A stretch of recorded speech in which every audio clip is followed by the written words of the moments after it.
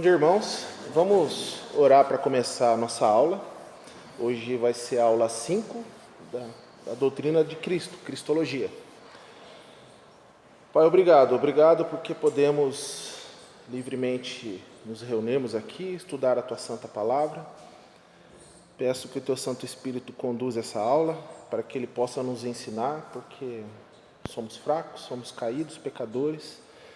Nosso entendimento é pequeno, então peço que Ele nos conduza para que nossos corações sejam solos férteis, que essa semente seja plantada, cresça e dê muito fruto. Em nome do Senhor Jesus que nós pedimos, oramos e agradecemos. Amém. Bom, hoje vamos dar continuidade na aula de Cristologia, tá? Hoje vai ser a aula 5. E hoje nós começamos a estudar sobre os nomes de Cristo. Tá? Então, Cristo é chamado o Senhor. Lucas capítulo 2, versículo 11. Hoje, na cidade de Davi, lhe nasceu o Salvador, que é o Cristo, o Senhor. O Senhor. João 13, 13. Volta um pouquinho, o último slide, então. Volta, pode voltar. O Senhor. Então, a palavrinha Senhor, em grego, pode passar agora. É koeros, kuros, supremacia. Aquele a quem uma pessoa ou coisa pertence, sobre o qual ele tem o poder de decisão. Mestre, Senhor. O que possui e dispõe de algo. Proprietário, alguém que tem o controle da pessoa. O mestre. No Estado, o soberano, príncipe, chefe, o imperador romano. É um título de honra que expressa respeito e reverência e com o qual os servos tratavam seus senhores. Título dado a Deus, ao Messias. Então, Cristo é aquele a qual a igreja pertence. Ele é o Senhor. Ele tem um poder de decisão sobre nós. Ele que decide o que nós devemos falar, ver, ouvir, pensar, decidir e agir. É Cristo. Ele é o nosso mestre, ele nos ensina o que nós temos que fazer, como nós temos que viver. Então, o que possui dispõe de algo. O que é dele? Tudo é dele. É dele, por ele e para ele. Por isso ele é chamado Senhor. Ele é proprietário do quê? De tudo. Ele criou todas as coisas. Tudo é dele. Então, título dado a quem? A Deus, ao Messias, ao Salvador. Então, o nome de Cristo é Senhor. João 13, 13. Vocês me chamam Mestre e Senhor, e com razão, pois eu o sou. Ele deixa isso bem claro. Eu o sou. Ele afirma isso. A palavra diz que ele é, e ele diz que é. Eu o sou. Próximo slide. Romanos capítulo 10, versículo 9. Se você confessar com a sua boca que Jesus é Senhor e crer em seu coração que Deus o ressuscitou dentre os mortos, será salvo. Então, quando o ser humano entende essa realidade, que Cristo é o Senhor, ele é salvo. Então, o que nós temos que crer? Que Jesus é o Senhor. Seremos salvos. Filipenses 2:11. E toda língua confesse que Jesus Cristo é o Senhor, para a glória de Deus Pai. Então, quem vai confessar que Jesus Cristo é o Senhor? Todos. Primeiro, a igreja, por graça. Segundo, os ímpios, porque vão se ajoelhar perante Ele e vão falar que é o Senhor. Todos vão confessar que Ele é o Senhor. Alguns mediante a graça, nós, os salvos. Alguns antes da condenação. Há dezenas de outras passagens que mostram que Cristo tem esse nome de Senhor. A palavra grega Kyrios foi utilizada na versão do Velho Testamento, dos dias de Jesus, para traduzir Jeová. Apocalipse 11:15.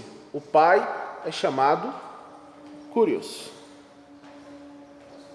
Bom dia. O sétimo anjo tocou a sua trombeta, e houve altas vozes no céu que diziam: o reino do mundo se tornou de nosso Senhor e do seu Cristo, e Ele reinará para todos sempre.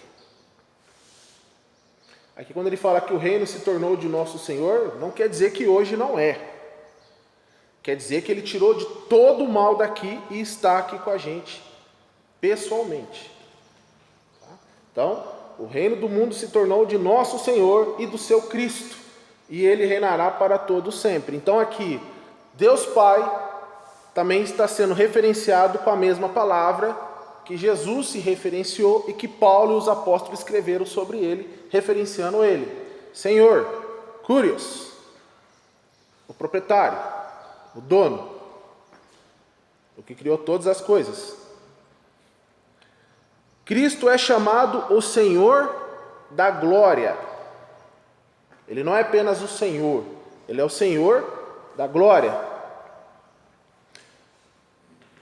Primeira carta do apóstolo Paulo à igreja de Corinto, capítulo 2, versículo 8.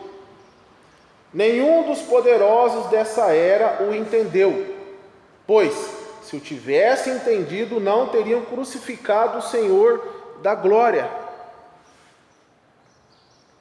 Então, o que acontece com os senhores dessa era, do passado, e os senhores do futuro? Não entendem quem é Jesus.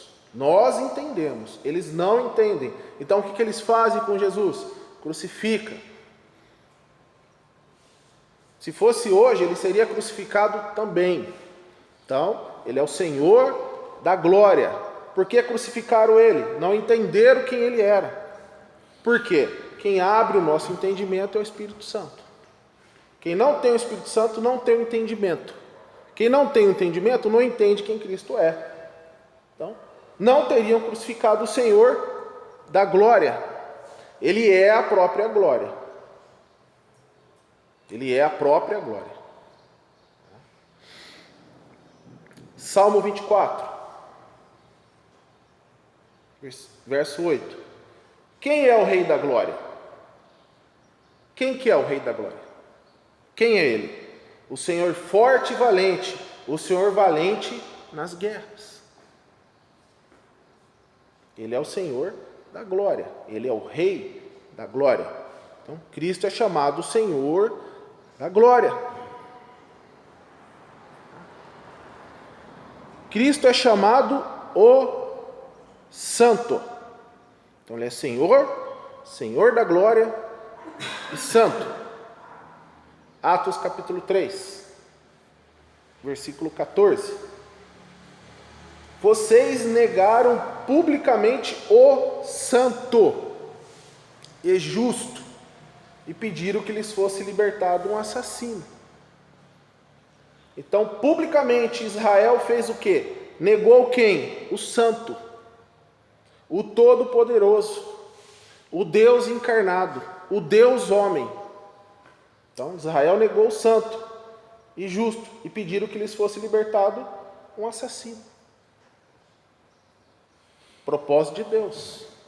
Se isso não acontecesse, Cristo não teria morrido, nós não seríamos salvos. Mas Israel falou: a gente assume a culpa, nós responderemos por esse sangue. E estão respondendo até hoje. Que é um exemplo disso? O Holocausto. 4 milhões de judeus mortos.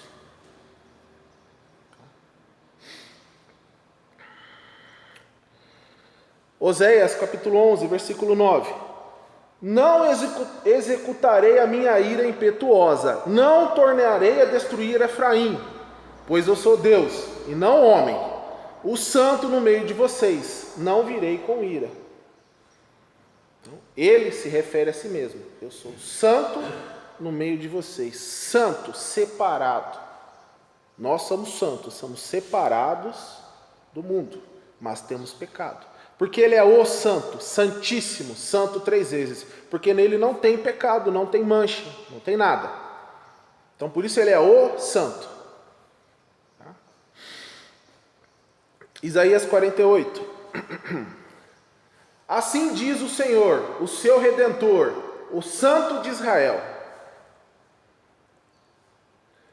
Eu sou o Senhor, o seu Deus, que lhe ensina o que é melhor para você, que o dirige no caminho que você deve ir. Então essa referência aqui de Isaías escreveu o livro dele 800 anos antes de Cristo nascer.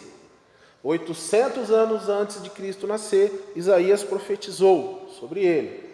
Eu sou o Senhor, o seu Deus, quem? O Redentor, que lhe ensina o que é melhor para você, que o dirige no caminho que você deve ir. Tá? Então ele é chamado o Santo. Cristo é chamado o primeiro e o último. O primeiro e o último. O alfa e o ômega. A primeira letra do alfabeto grego é o alfa, a última letra é o ômega. Eu sou o alfa e o ômega, o primeiro e o último. Apocalipse capítulo 1, versículos 17 e 18. Quando ouvi, caí a seus pés como morto.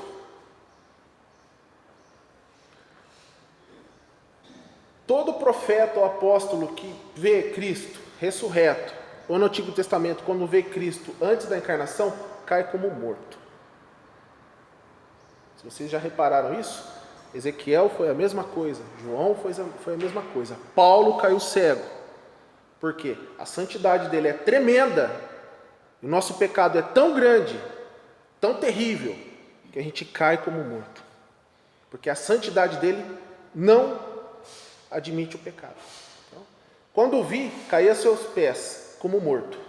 Então veja, por que ele levantou de novo? E ele colocou sua mão direita sobre mim e disse: não tenha medo, eu sou o primeiro e o último, sou aquele que vive. Estive morto, mas agora estou vivo para todo sempre, e tenho as chaves da morte e do Hades. O que aconteceu? João levantou. Então, ele é o primeiro e o último, o princípio e o fim. Tudo converge nele. É dele, por ele e para ele. Ok? Apocalipse 2:8. Ao anjo da igreja em Esmirna escreve. Quem é o anjo da igreja em Esmirna? É o pastor que está lá.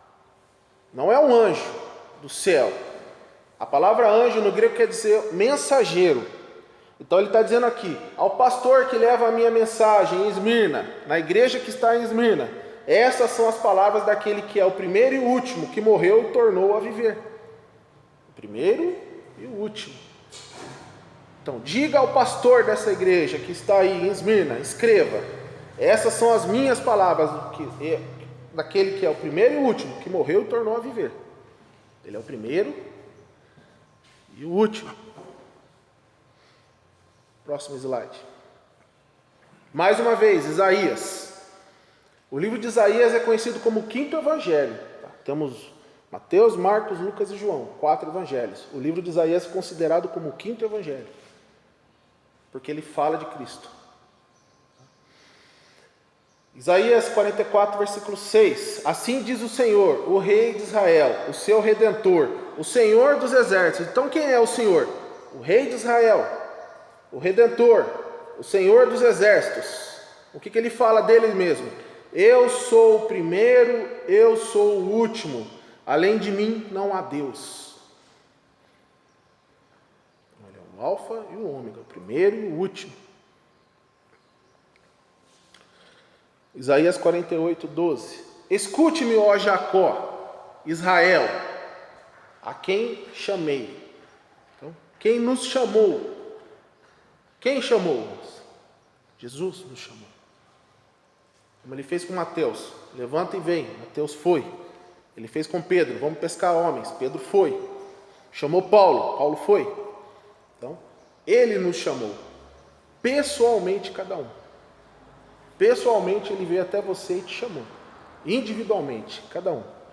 Eu sou sempre o mesmo, eu sou o primeiro e eu sou o último. Quando ele ressuscitou, ele é o primogênito de todas as coisas, foi o primeiro. Eu sou o primeiro e sou o último. Cristo é chamado o Alfa e o Ômega. Então vimos que ele é o primeiro e o último. E agora, o Alfa e o Ômega. E ele mesmo fala isso. Eu sou o Alfa e o Ômega, o primeiro e o último, o princípio e o fim. Então ele é o Alfa e o Ômega. Próximo slide. Apocalipse 22:16. Eu, quem? Jesus, enviei o meu anjo para dar a vocês este testemunho concernente às igrejas. Eu sou a raiz e o descendente de Davi, e a resplandecente estrela da manhã.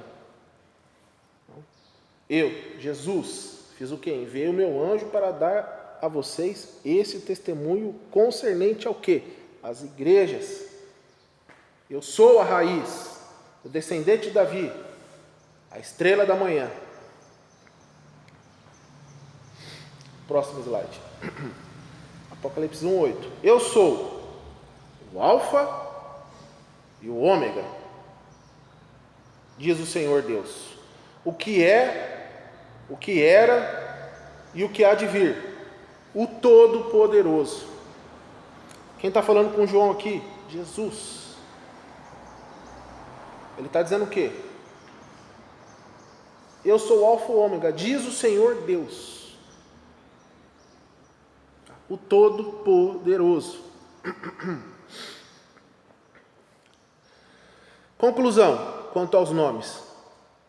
Os judeus utilizaram esses nomes de Cristo.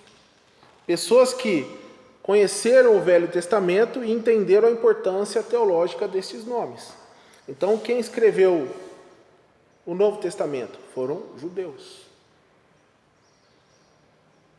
João era judeu, todos os apóstolos eram judeus. Eles usaram esses nomes, eles conheciam o Velho Testamento. O judeu, desde pequenininho, estuda o Velho Testamento.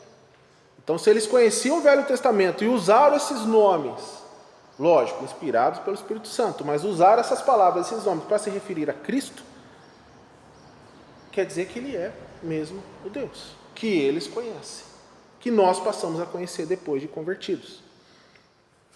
Então, esses judeus eram monoteístas. O que é monoteísta? Um Deus só. Então, o judeu é monoteísta. Ele acredita num Deus só.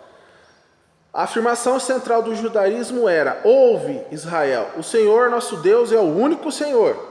Esses judeus entenderam bem a distância entre o homem e Deus. Então, Cristo era judeu, monoteísta também. Tá? Qual que é o próximo slide? Tá, pode voltar. Obrigado. Cristo era judeu e monoteísta. Ele também era judeu. Ele acreditou num Deus só. Aqui a gente está falando do Cristo encarnado. Tá? E que o homem é separado infinitamente de Deus. Mesmo assim, ele não só permitiu que seus discípulos lhe chamassem destes nomes, mas ele encorajou o uso desses nomes divinos para referir-se a ele mesmo. Então, se Cristo, encarnado, era judeu, ia nas sinagogas, acreditava no Antigo Testamento e, além de se declarar Deus, ainda permitiu que eles se chamassem de Deus, então quer dizer que ele é Deus. Ele é Deus. Conclusão, Colossenses 2:9. Pois em Cristo habita corporalmente toda a plenitude da divindade. Então, Cristo era plenamente 100% Deus e 100% homem. Os dois juntos se juntaram. Os dois se juntaram. As duas essências carne e Deus, só que sem pecado. Tá?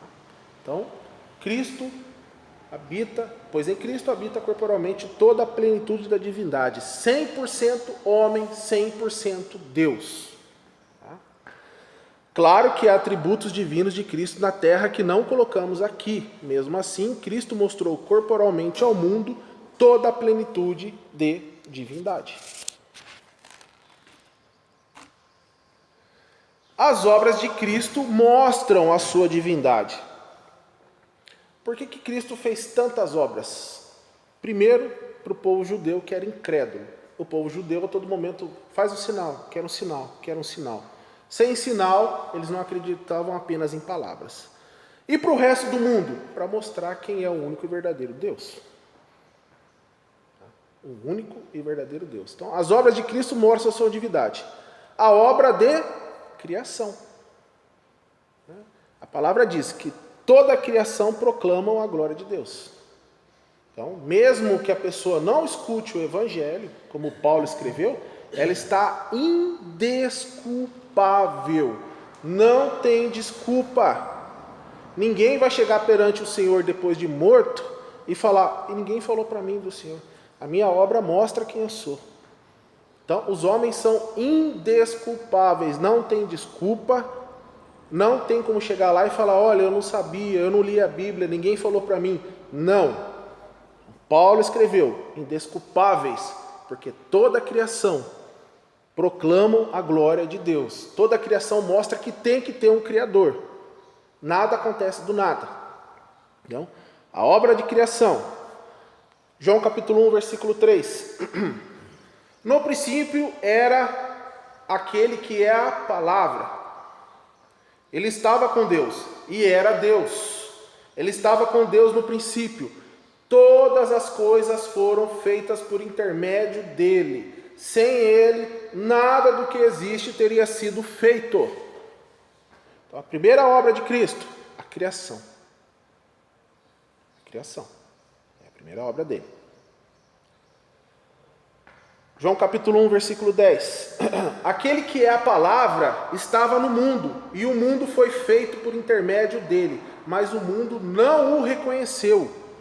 O homem com pecado não reconhece a Deus, ele não enxerga, ele não tem discernimento.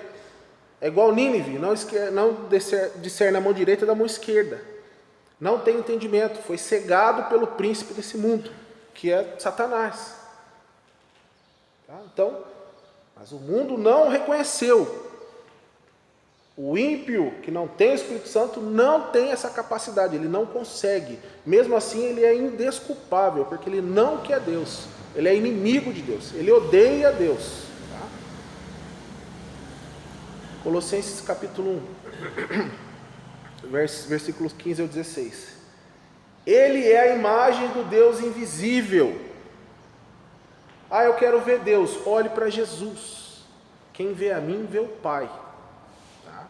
Ele é a imagem do Deus invisível, o primogênito de toda a criação. O que é primogenitura aqui? Ele foi o primeiro a ser criado? Não. Primogenitura aqui é que ele é o chefe, o ser supremo. Ele é dono de tudo.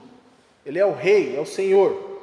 Pois nele foram criadas todas as coisas nos céus e na terra, as visíveis e as invisíveis, sejam tronos ou soberanias, poderes ou autoridades, todas as coisas foram criadas por ele e para ele.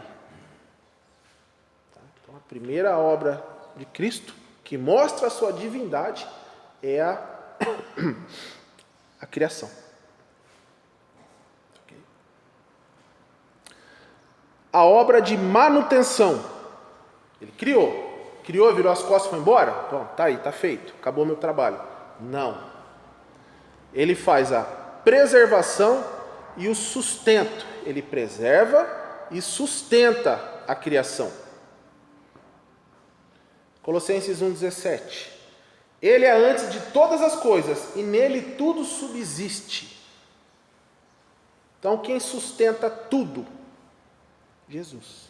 Ele preserva e sustenta a criação dele. Quem me acordou hoje de manhã foi Ele. Quem mantém meu coração batendo é Ele. Quem está fazendo a digestão do alimento que eu comi hoje de manhã é Ele. Quem está fazendo o meu pulmão puxar o ar e soltar o ar é Ele. Quem mantém a terra suspensa no universo é Ele.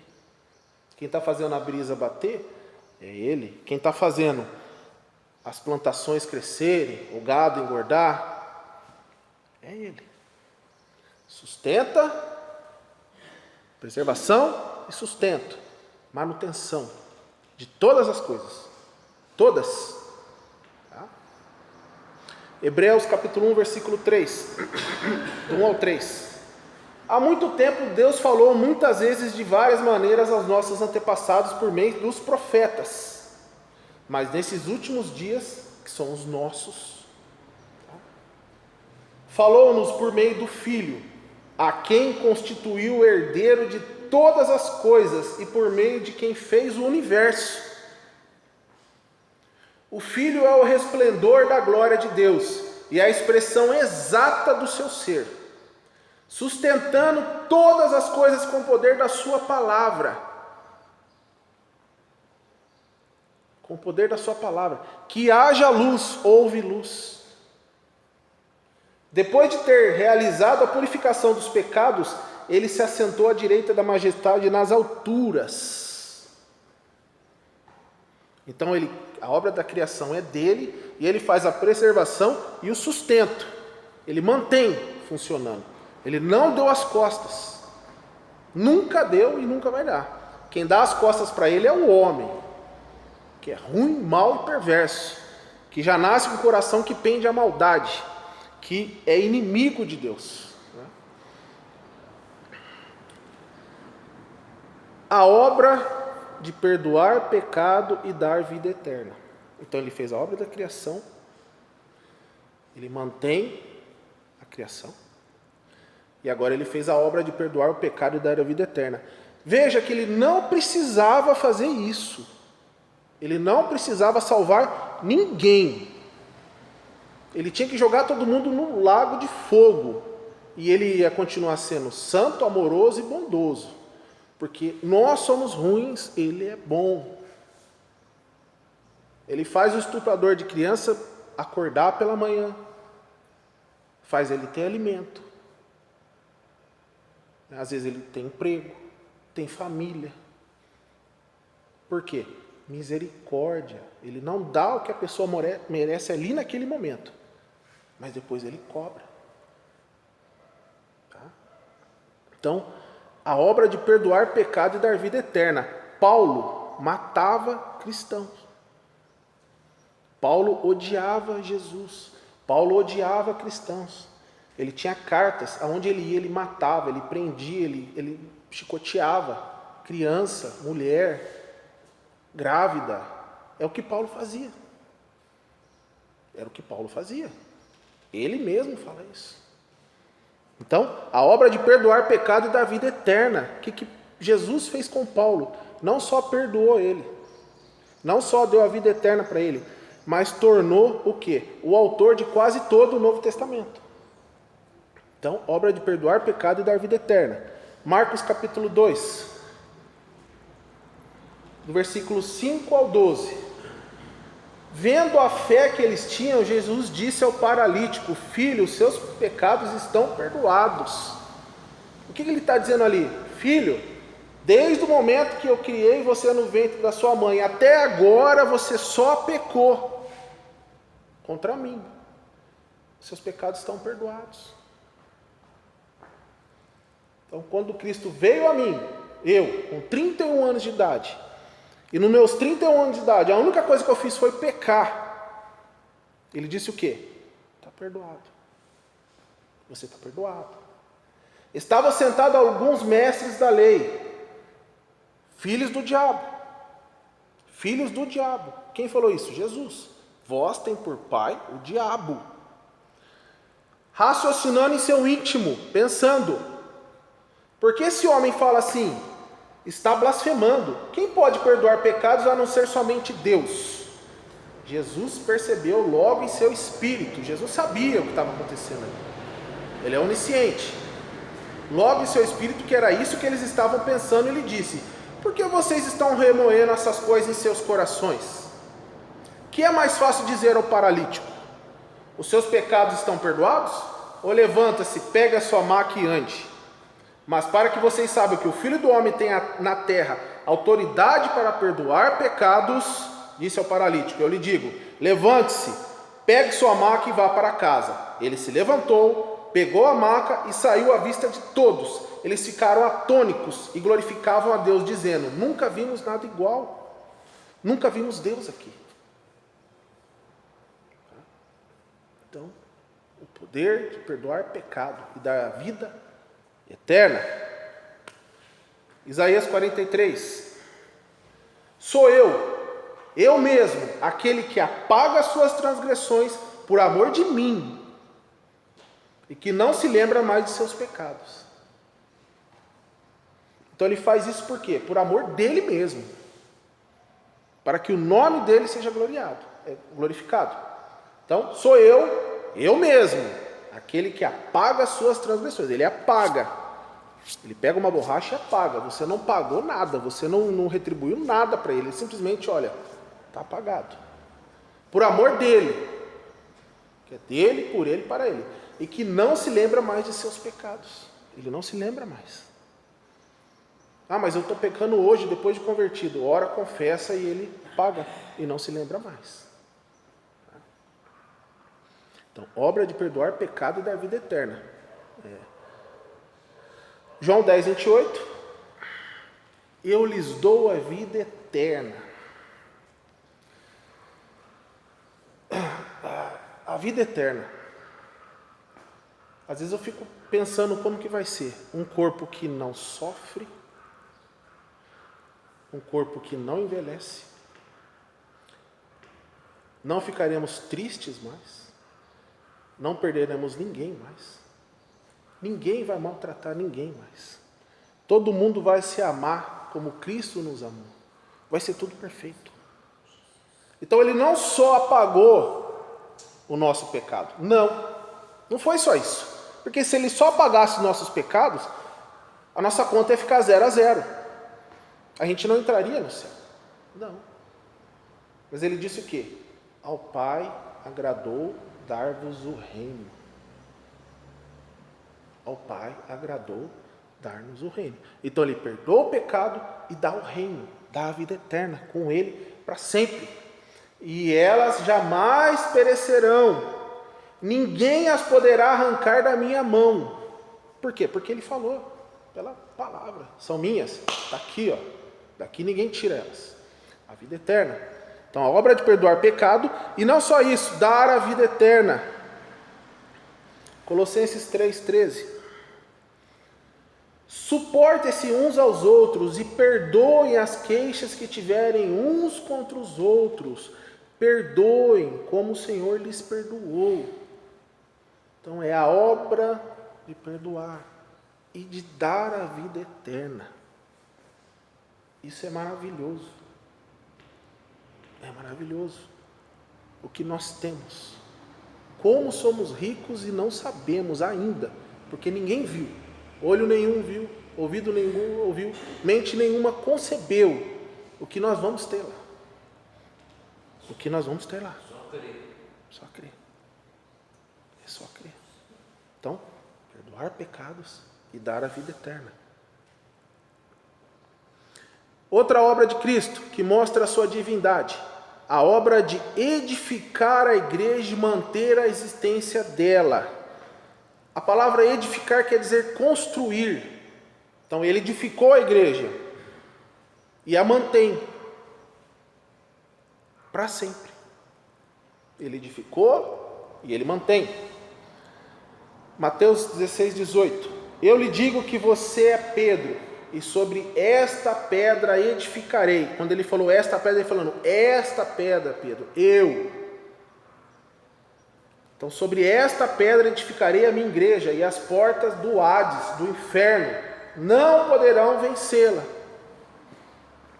Então, edificarei. Próximo slide. palavra está em grego. Construir uma casa, erigir uma construção, edificar a partir da fundação. Quem é a fundação? É Ele. Ele é a pedra angular, a fundação.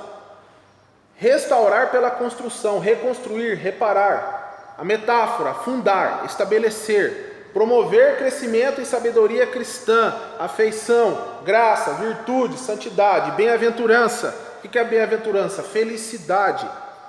Crescer em sabedoria e piedade. Então, é isso que Cristo quer dizer quando Ele fala, edificarei a minha igreja. Ele fará isso, Ele faz isso com a igreja. Próximo slide. Efésios 4, do versículo 11 ao 13. E Ele designou alguns para apóstolos. Então, Ele edificou, Ele construiu a igreja. E Ele vai colocar o quê? Homens santos. O que é santo? Salvo, separado do pecado. Tá? Para o quê? Para administrar a sua igreja. A igreja não está alargada. Ele capacita alguns homens. Na realidade, Ele capacita todos. Cada um tem a sua função. Cada membro faz parte do corpo. Não tem membro mais importante ou menos importante. Todos são importantes. Ah, mas eu acho que tem. Corta esse dedinho seu aqui. Você consegue viver sem esse dedinho seu aqui? Corta a sua orelha. Tira a unha do dedão do seu pé para ver se não vai fazer falta. Faz falta. Todo o corpo é importante. Cada um dentro da sua função. Não existe função mais importante e menos importante. Somos todos nivelados por igual. Tá. Então, Ele designou alguns para apóstolos, outros para profetas, outros para evangelistas e outros para pastores e mestres, com o fim de preparar. Então veja, para que serve tudo isso? Qual que é o fim? Para que Ele fez isso? Para preparar os santos para a obra do ministério, para que o corpo de Cristo seja edificado, construído, o corpo de Cristo, até que todos alcancemos a unidade da fé e do conhecimento do Filho de Deus e cheguemos à maturidade. O que é maturidade? Quando a gente é neófito, recém-convertido, nós pegamos o leitinho. Paulo escreveu, o leitinho. É de pouquinho em pouquinho. Agora não, a maturidade é o alimento sólido. Aí você precisa do alimento sólido. Você não é bebê na fé mais. Você cresceu. Você precisa desenvolver. Então, e cheguemos à maturidade, atingido a medida da plenitude de Cristo. Então, qual é a função da edificação da igreja? É o cristão ser igual a Cristo. Simples assim. Tá? Então, a obra de edificar a igreja e manter a existência dela. Filipenses 1. Desculpa. Voltando. Então, apóstolos. Pode passar o slide. Apóstolos. O que essa palavra em grego quer dizer? Um delegado. O que é delegado? Você delega uma função. O que o delegado da Polícia Civil faz? O promotor de justiça, o juiz, delegou essa função a ele. Ele monta o inquérito e manda para o promotor. Então ele tem uma função delegada, ele é um delegado. Então, o que Deus fez, Jesus fez com os apóstolos? Delegou a missão a eles, a espalhar o evangelho. Então, um delegado, um mensageiro, alguém enviado com ordens especificamente aplicadas aos 12 apóstolos. Temos apóstolos hoje? Não. Qual que é a condição para ser apóstolo? Ter sido chamado pessoalmente por Cristo. Todos foram. Tá? Aplicado aos 12 apóstolos de Cristo. Então, o apóstolo, ele recebeu uma mensagem que ele tinha que retribuir, uma delegação, uma obrigação. Próximo. Profetas. Os profetas do Antigo Testamento, tendo predito o reino, obras e morte de Jesus, o Messias. Então, no Antigo Testamento, eles falavam o que iria acontecer. Olha, vai acontecer isso, vai acontecer aquilo outro. Os profetas do Antigo Testamento. Nas assembleias religiosas dos cristãos, foram movidos pelo Santo Espírito para falar, tendo capacidade e autoridade para instruir, confortar, encorajar, repreender, sentenciar e motivar seus ouvintes. Não veja a diferença dos profetas do Antigo Testamento e dos profetas de hoje. Tá? A função de hoje é ter capacidade e autoridade para instruir o povo de Deus, tá? Para confortar, para encorajar, para repreender, para sentenciar e motivar. Nossa, mas um profeta hoje sentencia? Sim, a igreja tem disciplina. Quem ensinou a disciplina? Jesus. Tá? Próximo. Evangelistas.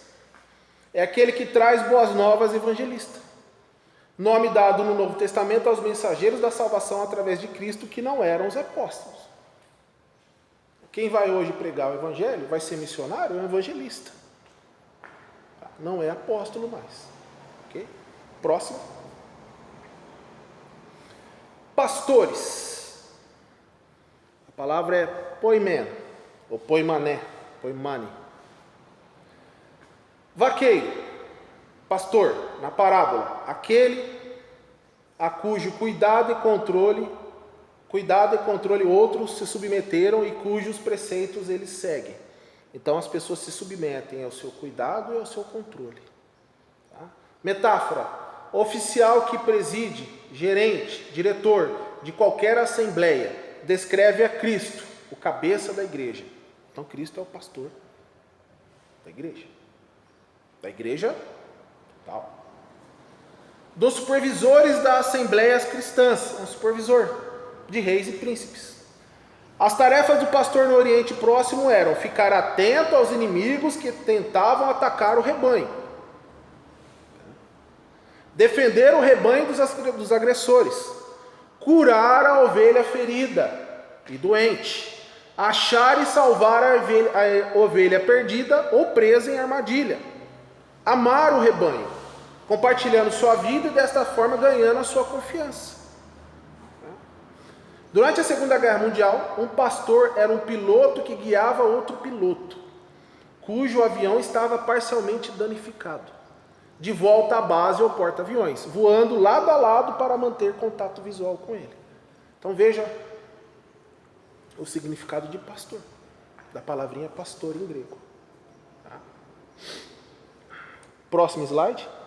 Mestres, professor. No Novo Testamento, alguém que ensina a respeito das coisas de Deus e dos deveres do homem. Alguém que é qualificado para ensinar ou que pensa desta maneira. Tá? Os mestres da religião judaica eram professores, mestres. Daqueles que, pelo seu imenso poder como mestre, atraem multidões. João Batista, Jesus. Pela sua autoridade, usado por Jesus para referir-se a si mesmo como aquele que mostrou aos homens o caminho da salvação. Mestre.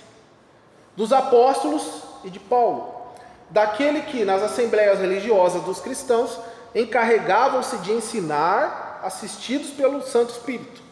Tá? Também foi usado para falsos mestres entre os cristãos.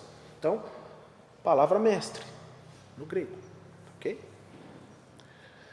Próximo slide.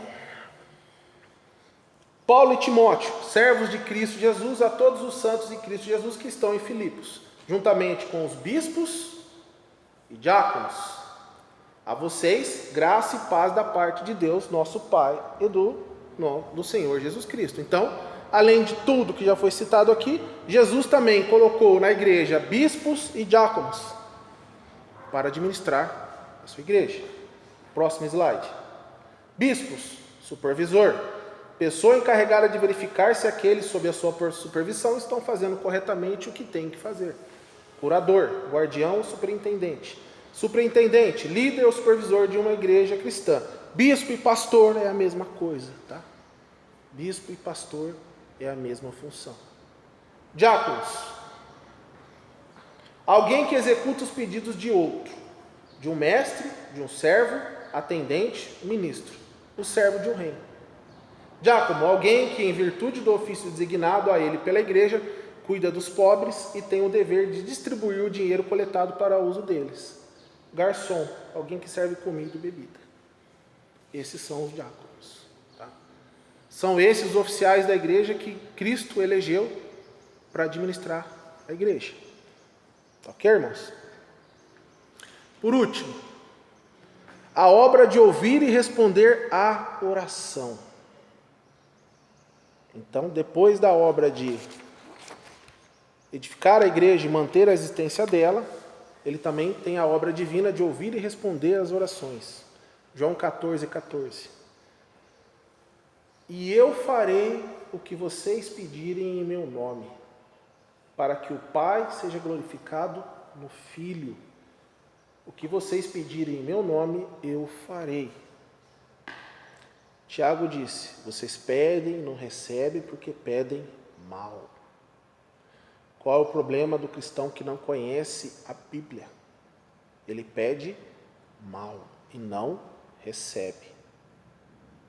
Se você cresceu como Cristo planejou e você tem toda a plenitude de Cristo, você é parecido com Cristo, você se comporta como Ele, você vai saber pedir e Ele vai te responder. Tá? Então, e eu farei o que vocês pedirem em meu nome para que o Pai seja glorificado no Filho. O que vocês pedirem em meu nome, eu farei. Tá? 2 Coríntios 12, do 7 ao 9. Para impedir que eu me exaltasse por causa da grandeza dessas revelações, foi-me dado um espinho na carne, um mensageiro de Satanás para me atormentar. 3 vezes roguei ao Senhor que o tirasse de mim, mas ele me disse, minha graça é suficiente para você, pois o meu poder se aperfeiçoa na fraqueza. Portanto, eu me gloriarei ainda mais alegremente em minhas fraquezas, para que o poder de Cristo repouse em mim. Então veja, Paulo pediu 3 vezes, tira esse espinho da minha carne. Ele falou não, porque ele sabia que Paulo ia se exaltar. Para impedir que eu me exaltasse por causa da grandeza das revelações. O Senhor conhecia o coração de Paulo. Você vai se exaltar. Você vai achar que você é o cara, porque eu revelei tudo isso aqui para você. Então, fica aí, mensageiro de Satanás, para lembrar quem você é. Você era um assassino, um perseguidor da igreja, e eu fui misericordioso com você, e se eu deixar você solto, olha o que você vai fazer tudo isso aqui de novo. Não, está aqui o mensageiro para você ficar no seu lugar e entender quem você é. Então, às vezes, o mal vem para mostrar quem nós somos, e para que o poder de Deus se aperfeiçoe em nossas fraquezas. Tá? Então, a obra de ouvir e responder à oração. Um não é uma resposta também. O silêncio é uma resposta também. Ok? Então, às vezes a gente pode orar, pedir, e silêncio. É um não. É um não. O não de Deus é um sim para nós. O não de Deus é um sim para nós. É o bem para nós. Tá ok, irmãos? Vamos encerrar a aula por aqui hoje. No próximo domingo a gente continua. Vamos orar agradecendo e pedindo para que Deus mantenha essa palavra dentro de nossos corações. Pai, obrigado. Obrigado pelo que o Teu Santo Espírito acabou de fazer aqui, Pai. O entendimento é dele, é ele que fala aqui, é a Tua palavra que fala aqui. Nós somos pequenos, fracos, Pai, sem entendimento nenhum. Mas o Senhor nos sustenta, o Senhor nos dá a oportunidade de estarmos aqui livres para nos reunirmos e estudarmos a Tua Santa Palavra. Que nossos corações sejam um solo fértil, Pai, para que essa semente plantada cresça e dê muito fruto e nunca seja arrancado de lá. Peço que o Senhor nos leve em segurança para casa, para que possamos voltar à noite para cultuar ao Senhor. No nome do Senhor Jesus que nós oramos, pedimos e agradecemos. Amém. Obrigado, irmãos.